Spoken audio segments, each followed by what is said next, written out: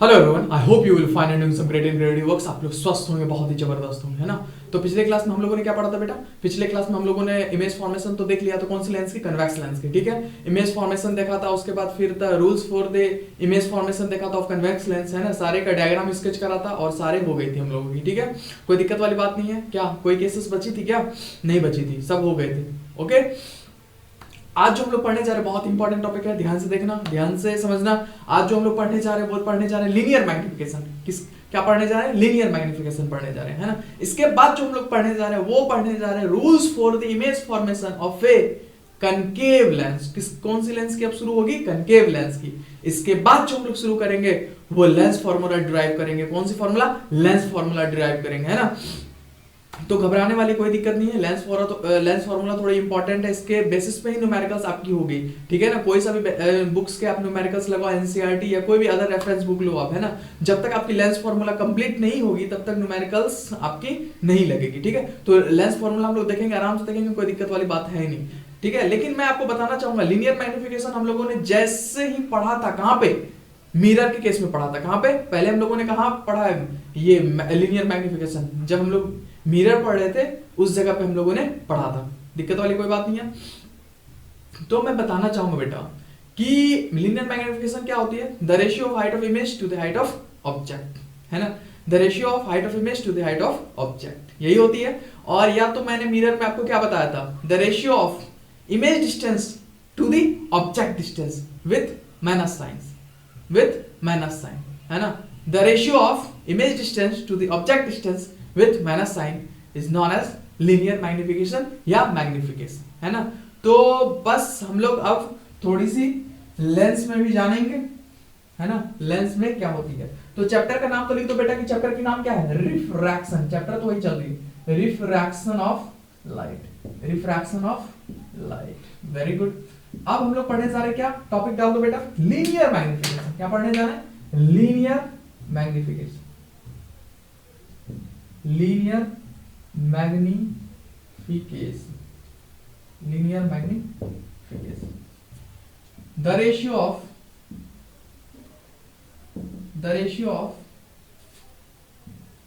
height of image to the height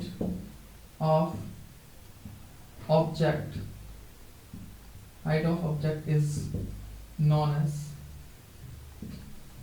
या उसकी तो डेफिनेशन लिख ही रहा हूं, बस हाइट ऑफ ऑब्जेक्ट यहां तक लिख दो। The ratio of height of image to the height of object, है ना। तो लीनियर मैग्निफिकेशन को जो हम लोग डिनोट करते हैं वो स्मॉल एन से डिनोट करते हैं। किससे डिनोट करते हैं? स्मॉल एन से, ठीक है। तो linear it is denoted bye, लिया लिख सकते हो, लीनियर मैग्निफिकेशन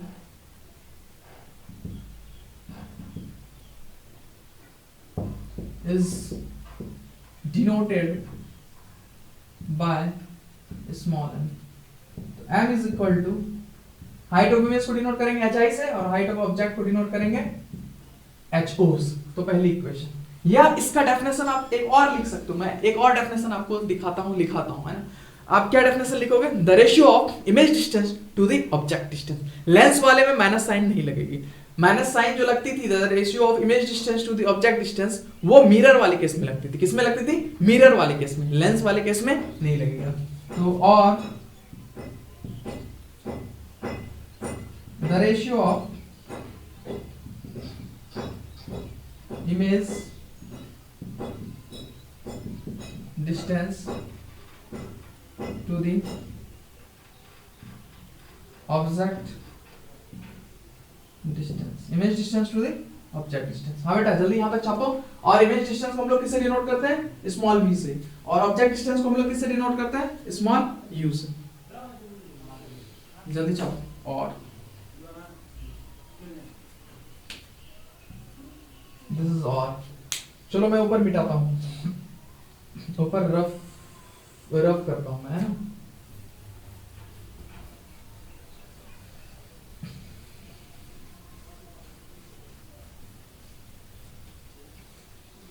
तो क्या लिख सकते हैं हम लोग? Small m is equal to v by u, ये दूसरी equation.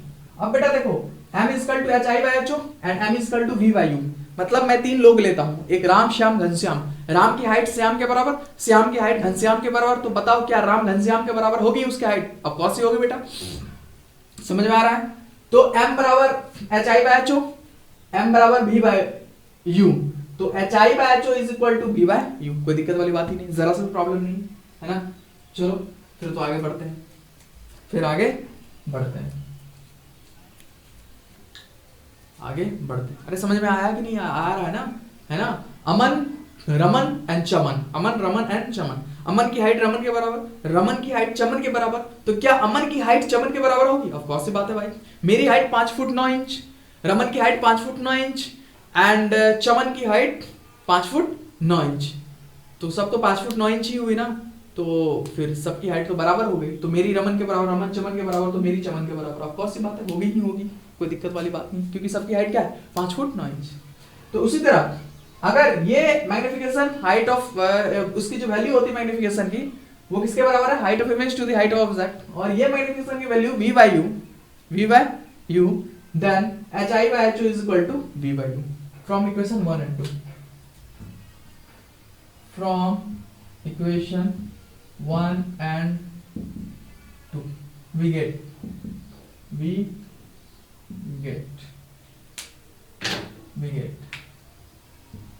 hi by ho is equal to v by u।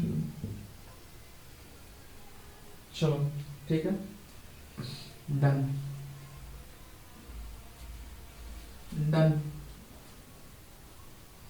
आगे बढ़ा जाए बच्चों, आगे बढ़ते हैं, चलो इसे मैं रब करता हूं, अब जो हम लोग पढ़ने जा रहे हैं वो अब हम लोग इंटर कर रहे हैं धीरे धीरे नहीं, मतलब इंटर ही कर रहे हैं हम लोग। कहां पे इंटर कर रहे हैं बेटा, जल्दी बताना। हम लोग कनकेव लेंस की तरफ इंटर कर रहे हैं। हम लोग की कन्वेक्स लेंस की पूरी कंप्लीट हो गई, अब हम लोग कनकेव लेंस की तरफ इंटर कर रहे हैं, कनकेव लेंस की तरफ। तो आज जो हम लोग पढ़ने जा रहे टॉपिक है, rules for the formation of image of A concave lens. Rules for the formation of image of a concave lens। Very good, चलो जल्दी छापो। तो कनकेव लेंस बेटा पहचानने का तरीका मैंने आपको बताया था। कनकेव लेंस क्या, कि उसका जो मिडिल पार्ट है वो थिनर होगी और एजेस जो होगी वो क्या होगी? थिकर होगी। वो क्या होगी? Thicker. Very good. This is optical centre and the straight line which is passing from the centre optical centre is known as principal axis. Very good. ये F और ये F डैश और ये 2F डैश और ये F और ये 2F, है ना?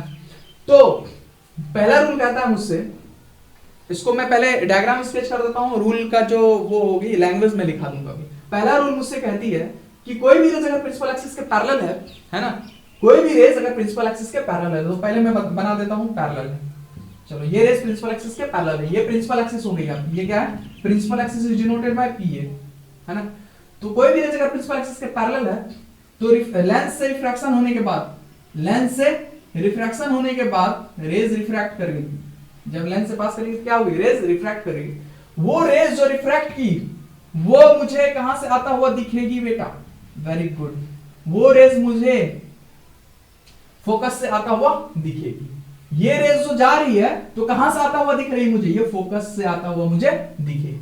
भाई अगर ये रेज यहां से कहीं से जा रही है तो उसका कुछ तो इनिशियल पॉइंट होगा ना, वो कहीं से आता हुआ तो दिखेगी। अगर मैं स्कूल जा रहा हूं, घर से निकला हूंगा तब तो स्कूल जा रहा हूंगा, या कहीं ऑफिस से निकला हूंगा तब तो स्कूल जा रहा हूंगा, कोई मेरी स्टार्टिंग पॉइंट तो होगी, इनिशियल पॉइंट तो होगी। उसी तरह अगर ये रेज रिफ्रैक्ट करके जा रही है डायरेक्शन में, तो वो कहीं से तो निकली होगी, तो वो वहां कहां से निकलेगी? फोकस से निकली होगी, तो फोकस से निकलती हुई मुझे दिखेगी।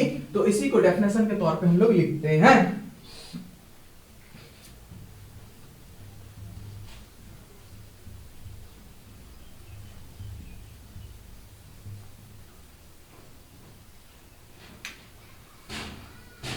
Rule,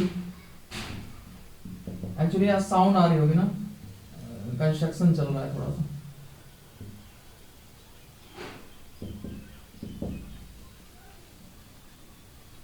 parallel to the principal axis, the rays which is parallel to the principal axis coming out from the focus after refraction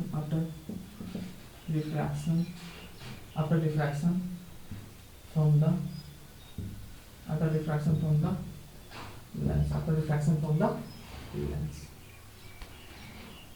कोई दिक्कत वाली बात नहीं। रूल नंबर 2 पे चलते हैं हम। रूल नंबर 2,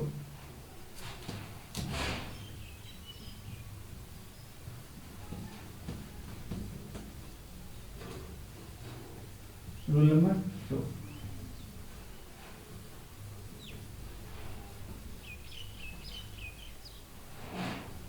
रूल नंबर 2 क्या कहती है बेटा? वो कन्वेक्स लेंस के ही जैसी रूल होगी, सेम सिमिलर रूल होगी। क्या रूल होगी बेटा?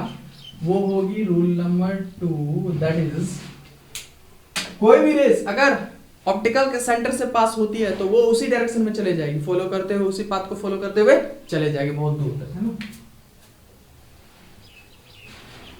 The rays which is passing from the optical center will move along that path only after refraction through the lens, after refraction through the lens। very good, जल्दी छापो बेटा यहाँ पे। after refraction through the lens।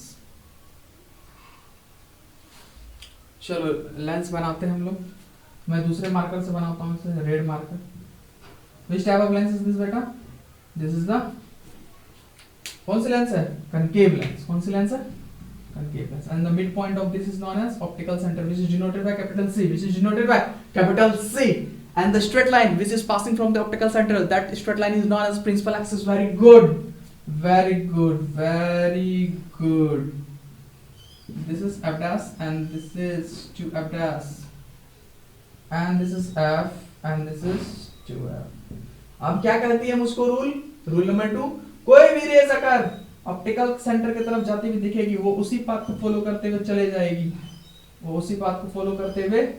चले जाएगी, बहुत दूर तक refraction होने के बाद, मतलब लेंस से रिफ्रैक्शन होने के बाद। कोई दिक्कत वाली बात नहीं, जरा सा प्रॉब्लम नहीं। चलो फिर तो आगे बढ़ते हैं, आगे बढ़ाते हैं। ये रूल नंबर 2 है ना, रूल नंबर 2। मतलब रूल नंबर 2 क्या कहती है? कोई भी रेस अगर ऑप्टिकल सेंटर से पास होती है तो वो उसी पाथ को फॉलो करते हुए बहुत दूर तक जाएगी, है ना, रिफ्रैक्शन के बाद, लेंस से रिफ्रैक्शन के बाद। अब जो तीसरी रूल है मुझे ये कहती है कोई भी रेस अगर फोकस की तरफ जाती हुई दिखेगी वो रिफ्रैक्शन होने के बाद, मतलब लेंस से रिफ्रैक्शन होने के बाद वो प्रिंसिपल एक्सिस के पैरेलल हो जाएगी। रूल नंबर 1 और रूल नंबर 3 जो है वो एक दूसरे के क्या है? वाइस वर्सा है ना। चलो तो इसको भी रफ किया जाए।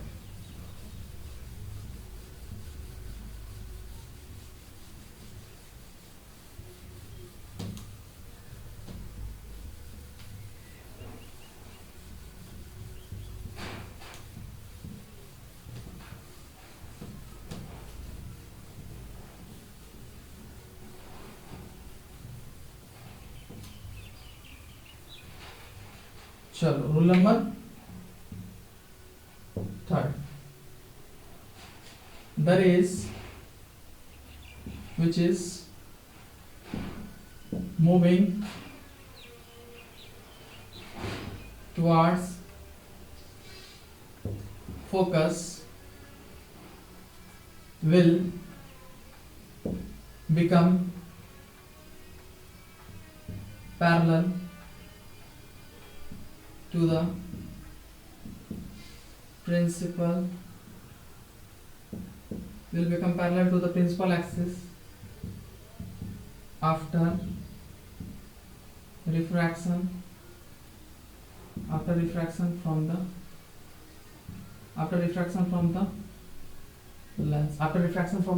lens. Very good. तो हम लोग लेंस बनाते हैं. Which type of lens is this बेटा बच्चों? Which type of lens? concave lens. Very good. This is the optical center, and the straight line which is passing from the optical center is known as principal axis. This is denoted by PA. Chalo, very good. This is F and this is 2F, and this is F dash and this is 2F dash. Very good. यहाँ तक कोई दिक्कत वाली बात नहीं, किसी को जरा सा भी प्रॉब्लम नहीं है. चलो तो हाँ, अब क्या हुआ कि थोड़ा सा जो है मैं इसे बड़ा बनाना चाहूंगा. थोड़ा सा ये लेंस बड़ी बनेगी. Very good. तो कोई भी रेज मुझे कहां जाती हुई दिख रही है? फोकस की तरफ. अरे थोड़ी टेढ़ी हो गई है ना, थोड़ी टेढ़ी हो गई. चलो इसको ऐसे. हाँ, कोई भी रेज अगर फोकस की तरफ मुझे जाती हुई दिख रही है तो रिफ्रैक्शन होने के बाद वो क्या हो जाएगी? प्रिंसिपल एक्सिस के पैरेलल हो जाएगी. ठीक है ना? कोई भी रेज अगर फोकस की तरफ जाती हुई दिख रही है तो जैसे ही लेंस से रिफ्रैक्शन होगा तो रिफ्रैक्शन होने के बाद वो क्या हो जाएगी? प्रिंसिपल एक्सिस के पैरेलल हो जाएगी. ये कंसेप्ट मुझे रूल नंबर 3 दे रही है. मुझे ये कंसेप्ट दे रही है. कोई दिक्कत वाली बात है? जरा सा भी प्रॉब्लम है? तो rule number 1, rule number 2 and rule number 3 आप लोगों को समझ में आया होगा. देखिए बच्चों कि ये रेस क्या हो रही है? फोकस की तरफ जाती हुई दिख रही है मुझे. है ना? तो फोकस की तरफ जब जाती हुई दिख रही है तो जैसे ही रिफ्रैक्शन होगा लेंस से जैसे रिफ्रैक्शन हुआ तो ये प्रिंसिपल एक्सिस की देखिए क्या हो गया? पैरेलल हो गया. प्रिंसिपल एक्सिस के पैरेलल हो गया. ठीक है, कोई दिक्कत वाली बात नहीं है. जरा सा भी प्रॉब्लम है ना, थोड़ी सा भी.